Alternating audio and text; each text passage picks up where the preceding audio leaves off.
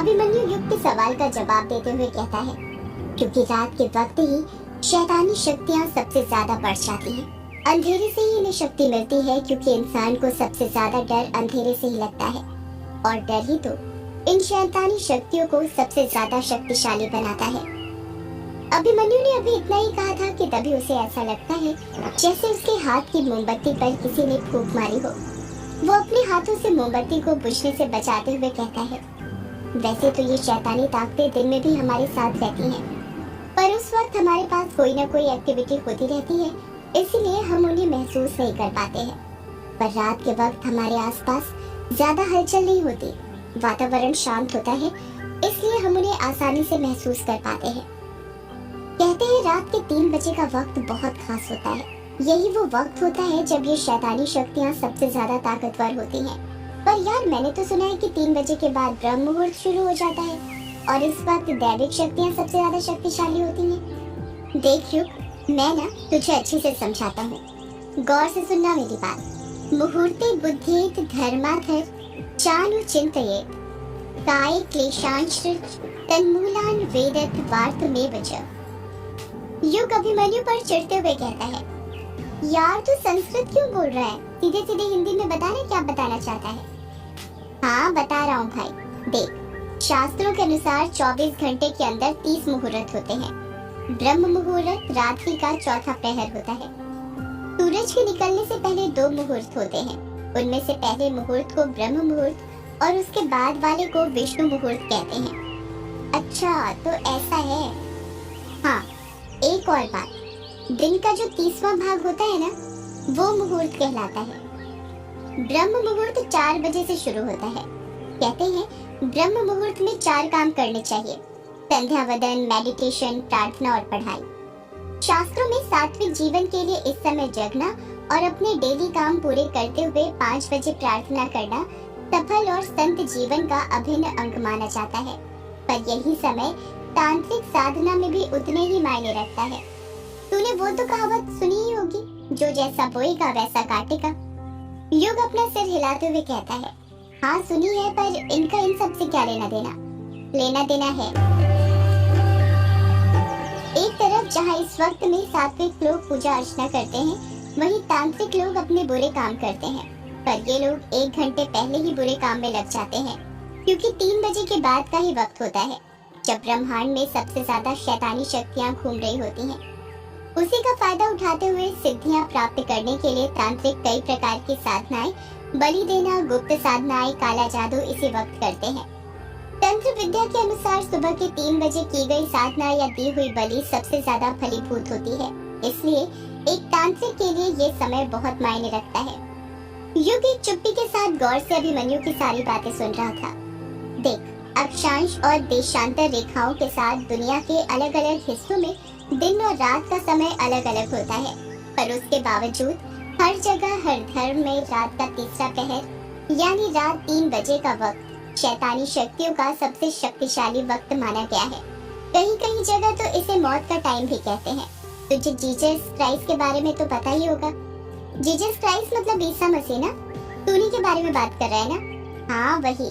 Catholic मान्यता के अनुसार दोपहर के 3 बजे ईसा मसीह को क्रूस पर चढ़ाया गया था। ये वो समय था जब सभी शैतानी शक्तियाँ ईश्वर की शक्तियों के सामने बेहद कमजोर पड़ गई थी। लेकिन इसके ठीक 12 घंटे बाद यानी रात के 3 बजे सभी शैतानी शक्तियाँ सबसे ज्यादा शक्तिशाली हो गई थी। इतना कहकर अभिमन्यु एक गहरी सांस लेते हुए और अपनी बात को आगे जारी रखते हुए कहता है, तुझे पता है क्रॉस को उल्टा करने पर यह पवित्र चिन्ह से शैतान के चिन्ह में तब्दील हो जाता है। और मैंने उस दिन तुझे बताया था ना, ये भगवान और भूत एक ही सिक्के के 2 पहलू हैं। ये इसका जीता जागता उदाहरण है।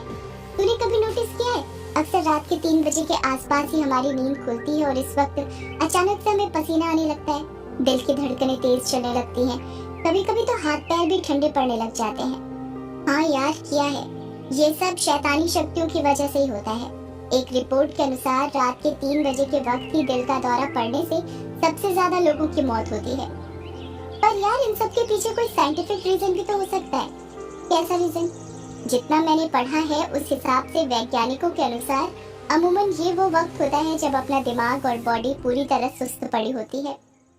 फिजिकली रूप से जब बॉडी में काफी देर तक कोई एक्टिविटी नहीं होती तो रात के 3 बजे तक अपनी बॉडी और दिमाग थकान मिटा चुका होता है। इसलिए अब हमारा दिमाग थोड़ा एक्टिव होने लग जाता है। तुझे गति के नियम के बारे में तो पता ही होगा। यार पता तो था पर भूल गया। याद भी कैसे होगा तुझे? ये पैरानॉर्मल एक्टिविटी करने से तो फुर्सत मिले तुझे।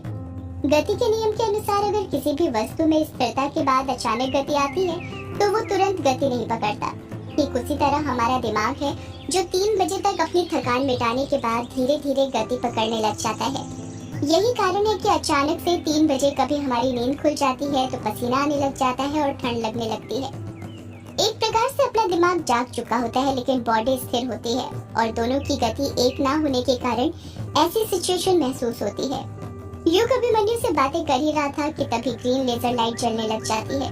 अंधेरे में ग्रीन लाइट अलग ही दिख रही थी जो दूर से ही किसी को भी दिख जाए।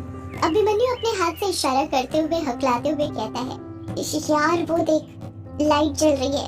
इसका मतलब ये हुआ कि हमारे आसपास कोई ना कोई पैरानॉर्मल एक्टिविटी जरूर हो रही है। युग अभिमन्यु की बात का कुछ जवाब नहीं देता और लाइट किस साइड जल रही थी वो देखने लग जाता है। युग और अभिमन्यु लेजर लाइट को अपने आप जलता हुआ देखकर हैरान हो गए थे। लेजर लाइट रूम नंबर 666 के पास चल रही थी पर अचानक से वो जलनी बंद हो जाती है। कोठी में वापस अंधेरा छा जाता है। युग बिचकते हुए कहता है, यार ये लाइट जलनी बंद क्यों हो गई? अभिमन्यु युग के सवाल का कुछ जवाब देता उससे पहले ही अब सीढ़ियों के पास लेजर लाइट जलनी शुरू हो जाती है। कुछ ही देर बाद वो लेजर लाइट फिर बंद हो जाती है और सीढ़ियों के नीचे आकर जलनी शुरू हो जाती है। युग उस लेजर लाइट को घूरते हुए कहता है, यार ये लेजर लाइट तो जलते हुए अपने ही पास आ रही है। अभिमन्यु भी उस लेजर लाइट को घूरते हुए कहता है, इसका मतलब ये है कि यक्षिणी अपन दोनों के पास आ रही है। इस तरफ रजनी अमोदिता का हाथ पकड़कर उसे हवेली के अंदर कहीं ले जा रही थी। दोनों ही काले कपड़े पहने हुए थे। रजनी ने काले रंग की साड़ी पहनी हुई थी तो अमोदिता ने काले रंग का सूट। रजनी के हाथ में उसकी तंत्र मंत्र यंत्र की किताब भी रखी हुई थी। वो दोनों आहिस्ता आहिस्ता अपने कदम आगे बढ़ा रही थी। दोनों ही सबसे छुपते हुए अपनी नजर चुराते हुए आगे बढ़ रही थी। अमोदिता अपने कदम आगे बढ़ाते हुए कहती है, माँ ये इतनी रात में तुम मुझे कौन सी जगह ले जा रही हो? हवेली के इस कोने में तो आज तक मैं नहीं आई। रजनी चिढ़ते हुए कहती है, तू ना अभी अपना मुंह बंद रख और चुपचाप मेरे पीछे चल, समझी? अमोदिता चुप हो जाती है और खामोशी के साथ अपनी माँ के पीछे पीछे जाने लग जाती है। कुछ ही देर में रजनी अमोदिता को लेकर हवेली के सबसे नीचे वाले कमरे के अंदर आ जाती है। उस कमरे के अंदर लाइट नहीं थी और काफी सामान बिखरा हुआ था। देखकर ऐसा लग रहा था जैसे कई सालों से ना खोला गया था ना ही वहाँ की सफाई की गई थी। अमोदिता खांसते हुए कहती है, माँ इस कमरे में तो बहुत धूल है, ये किसका कमरा है? रजनी फुसफुसाते हुए कहती है, ये कमरा नहीं रास्ता है तहखाने में जाने का। क्या कहा? तहखाने में जाने का? मुझे तो पता ही नहीं था कि हमारी हवेली के अंदर एक तहखाना भी है। पहले मुझे भी नहीं पता था। पर कहते हैं ना कुछ चीजें आपको ढूंढ लेती हैं। वैसे ही इस तहखाने ने मुझे ढूंढ लिया था जब तेरे पापा के साथ शादी करके मैं यहाँ पर आई थी। तो मुझे जादू टोना करने के लिए एक ऐसी जगह चाहिए थी जहाँ पर कोई आता जाता ना हो और मैं आसानी से अपनी साधनाएं कर सकूं। पूरी हवेली छान मारी थी पर एक कमरा ऐसा नहीं मिला था जहाँ पर मैं अपना काम कर सकूं। फिर एक रात मुझे एक सपना आया जिसमें मुझे ये तहखाना दिखा था। मतलब इस तहखाने का रास्ता तुमको सपने में दिखा था? हाँ मोदिता, काला जादू करने का यही तो फायदा होता है। जिस चीज की हमें जरूरत होती है वो खुद हमारे पास पहुँचा देता है। इतना कहकर रजनी उसी कमरे का एक दरवाजा खोलती है और सीढ़ियाँ उतरते हुए कहती है, संभल कर आना। हाँ माँ।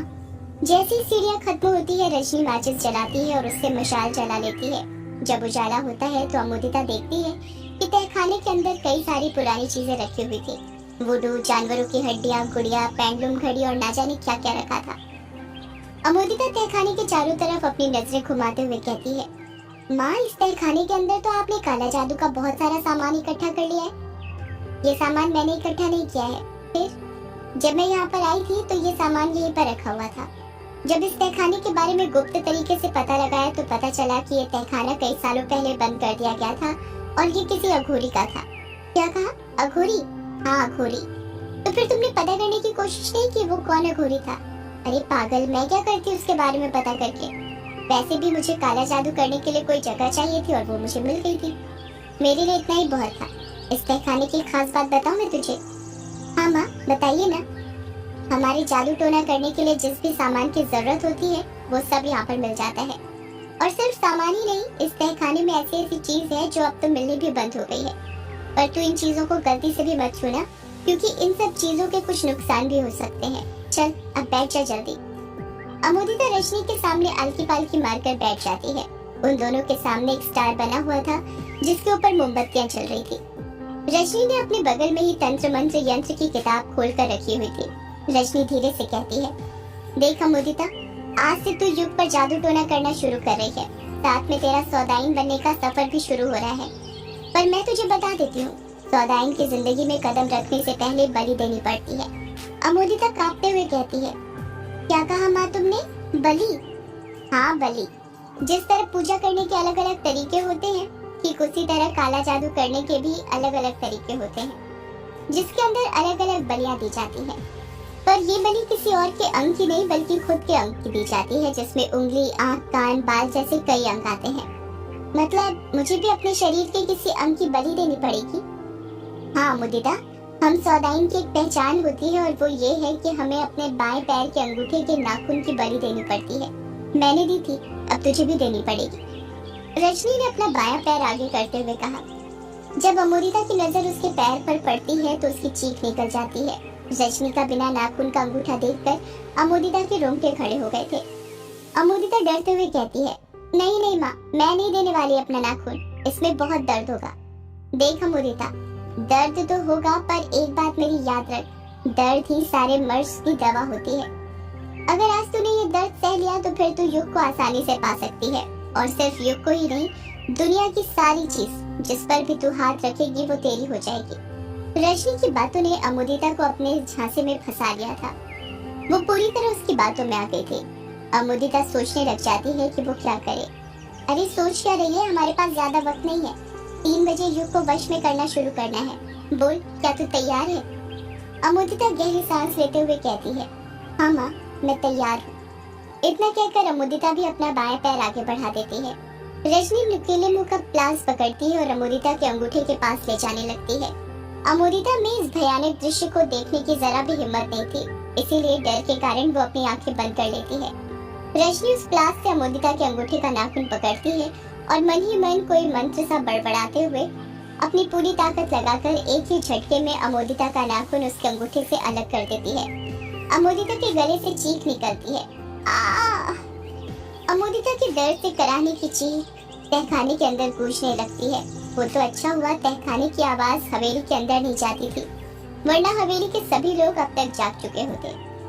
अमोदिता के अंगूठे से लबालब खून निकले जा रहा था और वो अभी भी दर्द से कराह रही थी। रजनी ने प्लास से अमोदिता का नाखून पकड़ा हुआ था। रजनी उस नाखून को अमोदिता को देते हुए कहती है, अब तो ज्यादा रो मत, भूल मत, तू एक सौदाइन है और सौदाइन रोती नहीं है। ये ले, रख अपना नाखून अपने पास। माँ तुम ही रखो ना इसे अपने पास। पागल हो रही है क्या तू? एक सौदाइन के पास ही हमेशा उसका नाखून होना चाहिए। अगर हमें हमारी शक्तियाँ इन नाखूनों की बदौलत हासिल होती है तो यही हमारी सबसे बड़ी कमजोरी होती है, समझी?